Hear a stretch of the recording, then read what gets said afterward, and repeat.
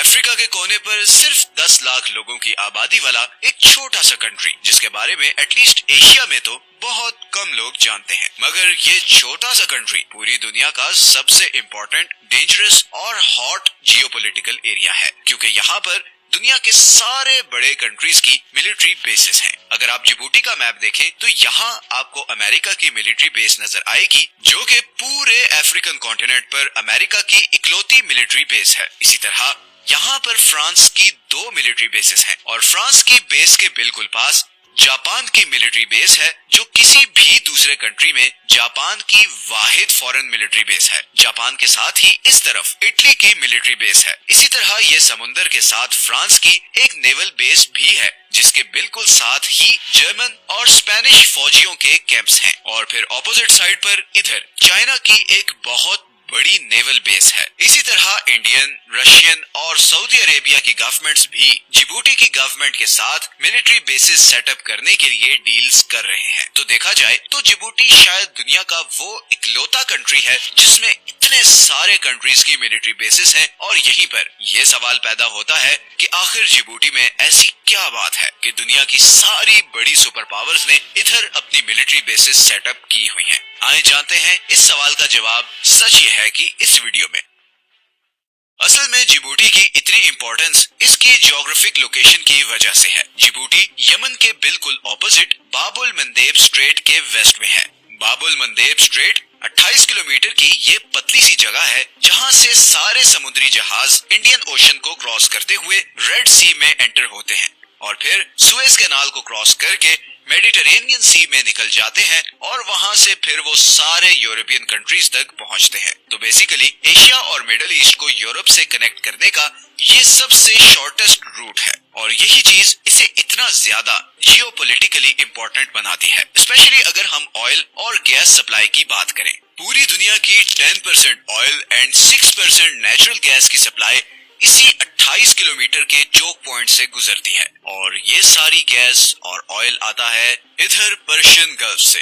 Persian gulf Iran, Iraq, Kuwait, Bahrain, Qatar, Saudi Arabia, UAE और Oman में घिरा हुआ समुंदर का ये हिस्सा है, जहां पर पूरी दुनिया के सबसे बड़े नेचुरल गैस और ऑयल के रिजर्व्स हैं। पूरी दुनिया के 50% ऑयल और 40% नेचुरल गैस के रिजर्व्स इन कंट्रीज के पास हैं और इसीलिए पर्शियन गल्फ 21वीं सदी की सबसे इम्पोर्टेंट जियोग्राफिक लोकेशन है, बिकॉज इस एक खित्ते पर आधी से ज्यादा दुनिया की एनर्जी सप्लाई डिपेंडेंट है। इन कंट्रीज से तेल और गैस इन बड़े बड़े समुद्री जहाजों में लोड होता है और फिर ये 20 मील के चोक पॉइंट से गुजर के इधर एशिया के सारे बड़े कंट्रीज जैसे Pakistan, India, China, south Korea और जापान तक जाता है। और इसी तरह बाकी तेल और गैस इधर अरेबियन सी से होते हुए इंडियन ओशन में आता है और फिर बाबल मंदेब को क्रॉस करके सुएज कैनाल के थ्रू यूरोपियन कंट्रीज तक जाता है। 2022 के स्टैटिस्टिक्स के मुताबिक पूरे यूरोप की 20% ऑयल इंपोर्ट और 24% गैस इंपोर्ट इसी बाबल मंदेब स्ट्रेट से गुजर कर आती है और इसीलिए अगर ये स्ट्रेट किसी भी वजह से ब्लॉक हो जाए तो यूरोपियन इकोनॉमीज जबरदस्त फाइनेंशियल क्राइसिस का शिकार हो जाएंगी, बिकॉज फिर यूरोप पहुंचने का सिर्फ एक रूट है और वो इतना लंबा है कि पूरे अफ्रीकन कॉन्टिनेंट को क्रॉस करके ही आप यूरोप पहुंच सकते हो और इसमें न सिर्फ टाइम और खर्चा ज्यादा लगता है बल्कि ये रूट काफी डेंजरस भी है। ऐसा ही कुछ हुआ था मार्च 2021 में, जब सुएज कैनाल में एक शिप फंस गई थी और वर्ल्ड इकोनॉमी को 9.6 बिलियन डॉलर्स का नुकसान हुआ था। मगर जिस कंट्री के लिए ये स्ट्रेट सबसे ज्यादा इम्पोर्टेंट है वो है सऊदी अरेबिया। सऊदी अरेबिया के पास पूरी दुनिया के 15% प्रूवन ऑयल रिजर्व्स हैं। सऊदी अरेबिया सही मानों में एक पेट्रो स्टेट है। सऊदी अरेबिया का 46% जीडीपी ऑयल पर डिपेंडेंट है और उसकी 80% एक्सपोर्ट इनकम ऑयल से होती है। ये सारा इंफ्रास्ट्रक्चर, ये बड़ी बड़ी बिल्डिंग्स, ये जबरदस्त प्रोजेक्ट्स, ये लग्जरी लाइफस्टाइल, हर चीज इसी तेल की वजह से है और सऊदी अरब की सारी ऑयल फील्ड्स इधर पर्शियन गल्फ के बॉर्डर पर ही हैं और इसीलिए बाकी दुनिया तक पहुंच जाने का सबसे इजी रास्ता ये स्ट्रेट ऑफ हॉर्मुज के थ्रू है। अब स्ट्रेट ऑफ हॉर्मुज की बात करें तो ये करीबन 34 किलोमीटर की छोटी सी जगह है, जहां से पर्शियन गल्फ वाले कंट्रीज के कंटेनर्स गुजर कर बाकी दुनिया को जाते हैं। इस चोक पॉइंट को सबसे बड़ा खतरा ईरान से है। जो कि सऊदी अरब का सबसे बड़ा राइवल है। इस स्ट्रेट के आसपास वाले सारे आइलैंड्स भी ईरान के ही कंट्रोल में है और ईरान बहुत दफा ये स्ट्रेट बंद करने की धमकी भी दे चुका है और अगर ये स्ट्रेट किसी भी वजह से बंद हुआ तो सऊदी अरब की इकोनॉमी महीनों में कोलैप्स कर जाएगी। इसी रिस्क को कम करने के लिए सऊदीज ने सऊदी अरब के ईस्टर्न बॉर्डर से लेकर वेस्टर्न बॉर्डर तक 1200 किलोमीटर लंबी एक पाइपलाइन बनाई,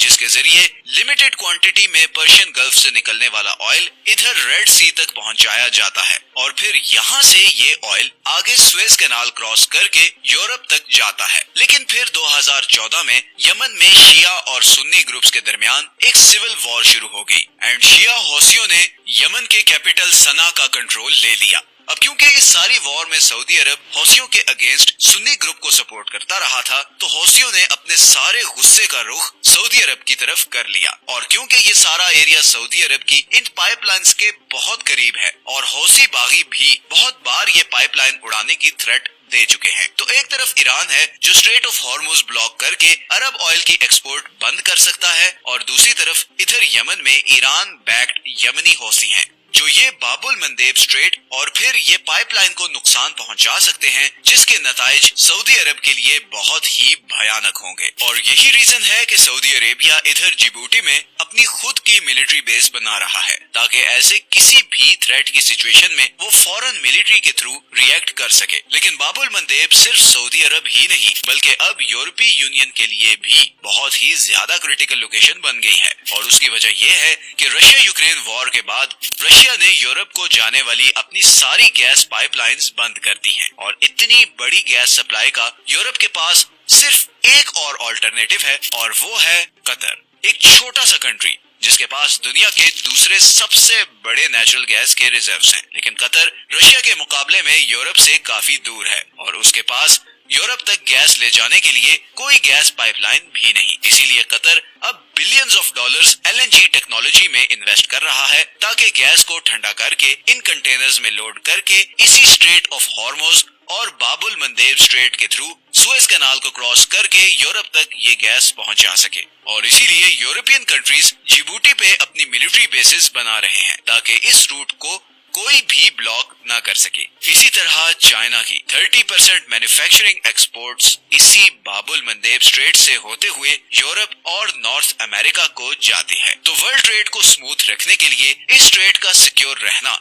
बहुत ही ज्यादा इम्पोर्टेंट है। मिडिल ईस्टर्न कंट्रीज ये स्ट्रेट इसलिए सिक्योर रखना चाहते हैं ताकि उनका सारा तेल और गैस स्मूथली यूरोपियन कंट्रीज तक पहुंच जाए। चाइना के लिए ये स्ट्रेट इसलिए इम्पोर्टेंट है बिकॉज उसकी मेजॉरिटी एक्सपोर्ट्स इसी रास्ते से दूसरी मार्केट्स तक जाती हैं और इन्हीं एक्सपोर्ट्स से चाइना की इकोनॉमी चलती है। अमेरिका इधर मिलिट्री बेस बनाकर इसलिए बैठा है कि इस सारे ग्लोबल ट्रेड पर नजर रख सके और चाइना या किसी और कंट्री को इस रूट का कंप्लीट कंट्रोल हासिल न करने दे। लेकिन इतने सारे कंट्रीज की यहाँ मिलिट्री बेसिस होने की एक और वजह ये भी है कि ये सारा एरिया बहुत ही अनस्टेबल और खतरनाक है। इस स्ट्रेट के एक तरफ यमन है जो पिछले कुछ बरसों से खूनी सिविल वॉर का शिकार है और दूसरी तरफ एरिट्रिया, इथियोपिया और मोलिया जैसी अफ्रीकन कंट्रीज हैं जिनमें लॉ एंड ऑर्डर सिचुएशन बहुत सख्त खराब है। और फिर इस तरफ सोमालिया है जहाँ के पायरेट्स अक्सर इन ट्रेड रूट्स पर आने वाले कंटेनर्स पर अटैक करते रहते हैं और कई दफा तो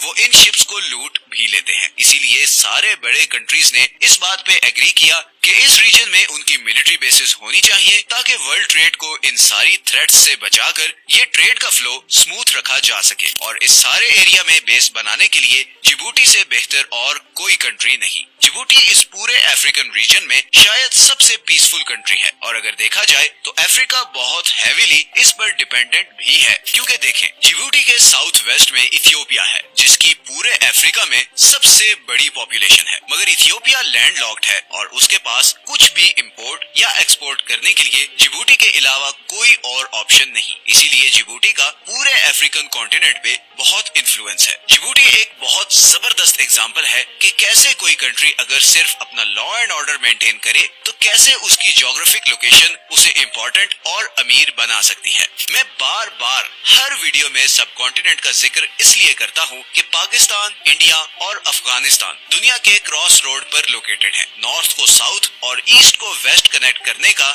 یہ نیچرل روٹ ہے۔ جیسے پاکستان اگر چاہے تو اپنی جیوگرافک لوکیشن کو یوز کر کے رشیا اور چائنا کو عربین سی تک ایکسس دے سکتا ہے، اور اسی طرح انڈیا کو افغانستان اور ویسٹرن کنٹریز تک ایک روٹ دے سکتا ہے۔ آپ امیجن نہیں کر سکتے کہ کتنی بڑی مارکیٹس اوپن ہو جائیں گی ان دونوں کنٹریز کے لیے۔ یہ ٹریڈ روٹس اس خطے کی تقدیر بدل سکتے ہیں۔ انگریزوں کے ادھر آنے سے پہلے یہ انڈین سب کانٹیننٹ دنیا کے امیر ترین خطوں میں سے ایک تھا، اور اس کی وجہ یہی تھی کہ یہ سارا ایریا دنیا کے کراس روڈ پر ہے۔ یہ مشرق سے مغرب کو ملاتا ہے، اور پھر ان دونوں کنٹریز کے ساتھ سمندر بھی لگتا ہے، اور پھر اتنی بڑی مین پاور، اتنے ٹیلنٹڈ ریسورسز، یہ سب کچھ نیگیٹو میڈیا اینڈ پولیٹیکل ایجنڈے کی وجہ سے ویسٹ ہو رہا ہے۔ اگر ان دونوں کنٹریز کی گورنمنٹس سمجھداری سے کام لیتی تو آج دبئی کی جگہ گوادر اور ممبئی کا پورٹ دنیا کا سینٹرل پوائنٹ ہوتا، اور یہ جو ان دونوں کنٹریز کے لوگ نوکری کے لیے اپنی فیملی اور پیاروں کو چھوڑ کر یو اے جاتے ہیں اور پھر باقی پوری زندگی ایک اے ٹی ایم مشین بن کر ہی رہ جاتے ہیں، وہ ادھر اپنے کنٹریز میں ہی اپنے پیاروں کے پاس محنت کر سکتے تھے۔ میری بڑی خواہش ہے کہ اب فائنلی ان دونوں کنٹریز کی گورنمنٹس اور لوگ اس بات کو سمجھیں کہ پڑوسیوں کے ساتھ لڑا نہیں جاتا۔ اپنی ویڈیو کا اینڈ میں میخائیل نائمی کے ایک کوٹ پر کرتا ہوں: Fight but not your neighbor. Fight rather all the things that cause you and your neighbor to fight. اگر آپ کو آج کی ویڈیو اچھی لگی ہے تو اسے لائک اور چینل کو سبسکرائب ضرور کر دیں۔ یہ ہیں وہ سارے سورسز جہاں سے ہم نے اس ویڈیو کے لیے کنسلٹ کیا ہے۔ ملتے ہیں نیکسٹ ویڈیو میں ایک اور انٹرسٹنگ ٹاپک کے ساتھ۔ اپنا خیال رکھیں۔ اللہ حافظ۔